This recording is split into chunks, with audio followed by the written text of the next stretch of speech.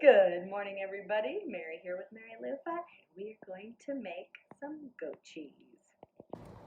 Okay, we have 2 gallons of raw goat's milk on the burner, and we are going to get this up to 86 degrees. And the reason we're going to this temperature is because that's the temperature we need for our cheese cultures to warm up and start activating, kind of like yeast would in bread.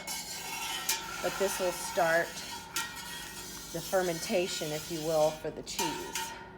So I'll come back when it's at temperature.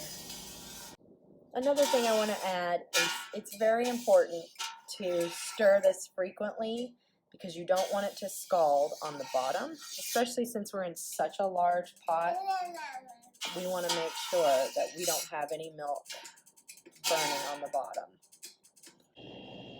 So we are just about at temperature, so I'm going to turn the heat off and let the residual heat bring it up to temp. And then we're going to add in the cultures. So now we're going to take our mesophilic culture, about half a teaspoon for 2 gallons. And we're just going to sprinkle it across the top. And we're going to let it sit there and activate for 3 to 5 minutes. Then we'll come back and push it in. It's been 5 minutes, and now we have to push down the culture. So I've got our slotted spoon, and we just want to push it down.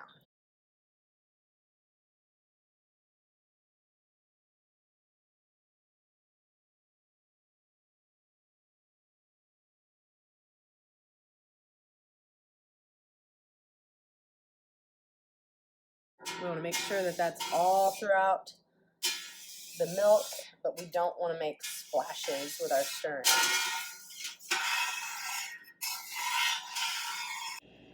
Next, we need 2 drops of animal rennet in a tablespoon of water.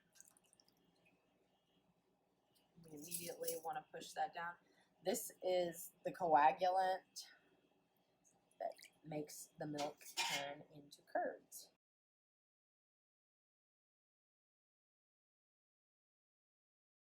The next step is to make sure that the milk is nice and still, and we will let that rennet and culture work in the milk for 12 hours. When we come back, this should all be coagulated. Here we are, 12 hours later. Let's see what we got here. So as you can see,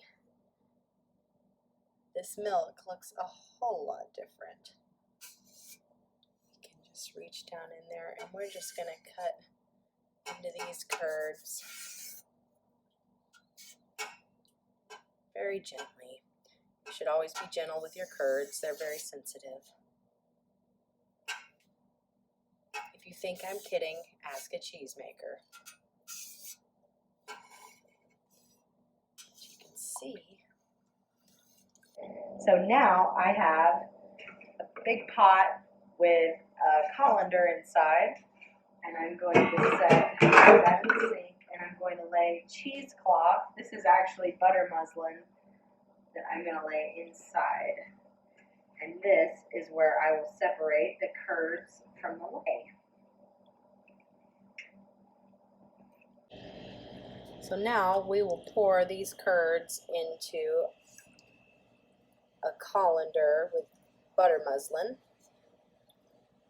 and then it will hang overnight for another 12 hours, and we will have our finished product in the morning.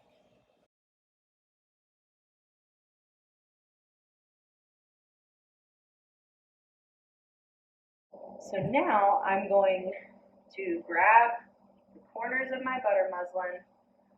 Let me show you how many curds we got in here.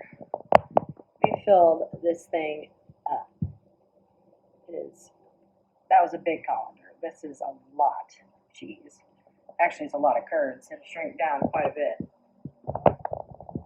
So we're going to grab the 4 corners of our butter muslin, and we are going to make a bag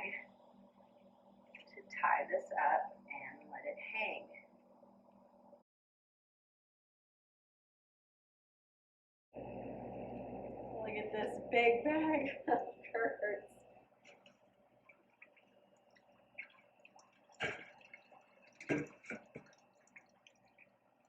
Oh, this is a lot of weight. And this will be a lot of whey.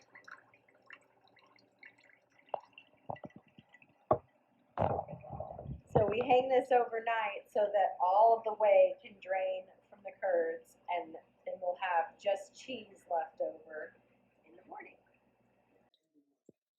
So I've got my alternate hanging method going. Just hanging it from a doorknob. Yes, and then in the morning, it will be ready to go.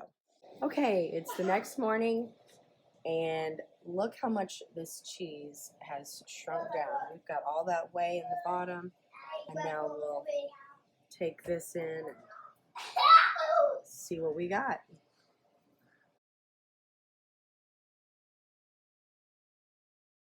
Here's our cheese untied in this big, beautiful ball.